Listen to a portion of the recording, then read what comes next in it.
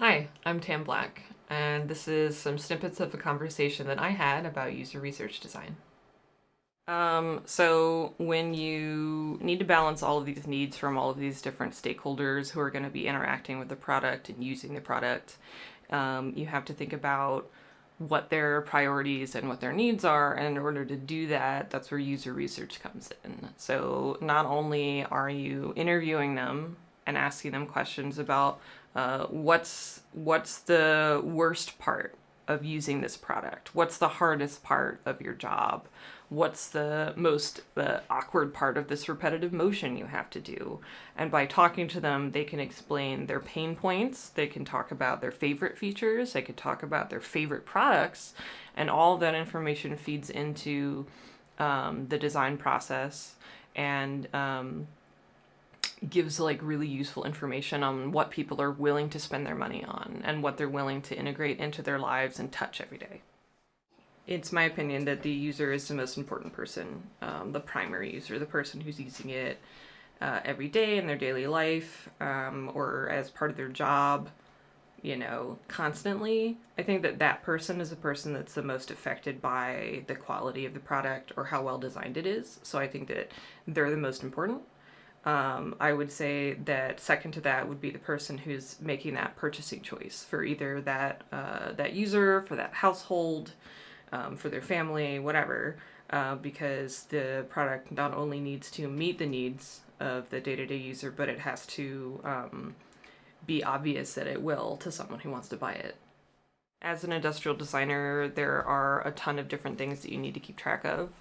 One of the most important things is, the end user, but then there's also different parameters that restrict your design. So designing for manufacturability is still really important. If you can't make the thing, you can't get the thing to the people that need it. So there are a lot of different factors. Generally, the client or the company is the one making those decisions. So they'll say, I'm going to invest in this process, I'm going to invest in this product, and my priority is getting it out on time, or making this amount of money on it, or like making some kind of new design that's a game changer for an industry. And like trying to come up with something new, which is really difficult to do because a lot of things have been done before. Like it's your life experiences will color whatever it is that you're designing. So I think that the designer has to think about balancing those things out and also, meeting the needs of their boss. The company that is paying the designer and the researcher to do those things is a major stakeholder. They're the ones signing the checks. And since money, other than time, is usually the primary limiter in a project, you need to listen to what they have to say. In order to find out the needs, you have to investigate. So investigating looks like setting up one-to-one interviews with a lot of different people that represent your target user group, the people that you're trying to design for, or specifically design for those people. So you're able to ask questions about their needs and their priorities. You're able to understand better what they want. But that's only part of the puzzle. It's really important also to do observational research where you're observing them in the context of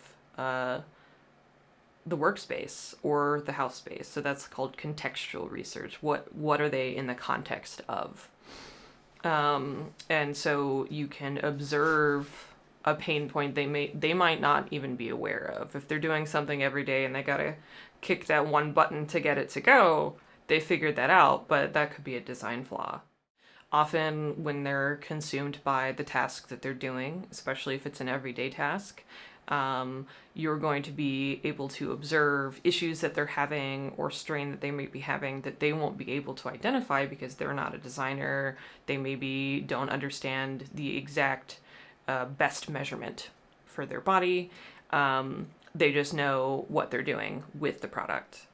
Let's say that user is helping you test a prototype that you're gonna edit and evolve and then produce.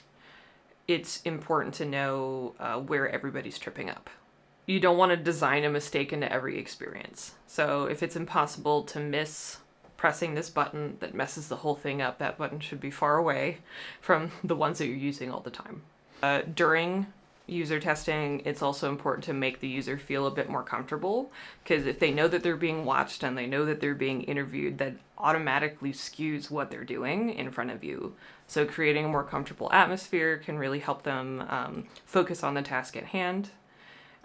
It's important to see what they're doing without you there, without your interference. So another part of it is not leading them through the process, because anybody who buys your system or buys your product is not going to have the expert that designed every single step sitting right next to them telling them how to do it. And if they can't do it on their own, then you've missed. So when you're interviewing people, people get tripped up by what they thought that they said, what they think that they need to be saying, and what they think the interviewer wants them to say, which can skew the data some, especially when you're talking to kids. So sometimes you have to ask the question slightly different in a couple of different ways to find out exactly what their wants are out of a design solution. Thanks for watching. For more content like this, come back to tamblack.com.